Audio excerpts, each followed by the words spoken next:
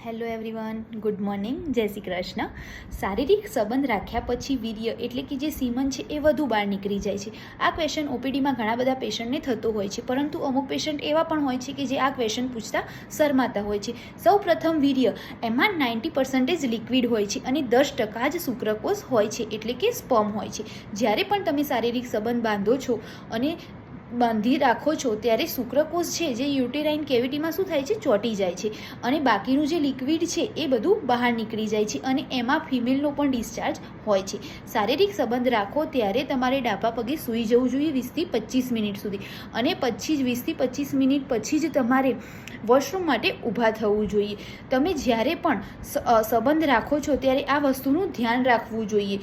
અને દરેક ઓવમ એટલે કે અંડકોષને ફલિત થવા માટે એક જ શુક્રકોષની જરૂર હોય છે, એટલે તમારે એવું ન સમજવું જોઈએ કે મારું બધું જ વીર્ય બહાર નીકળી જતું હોવાથી પ્રેગ્નન્સી નથી રહેતી.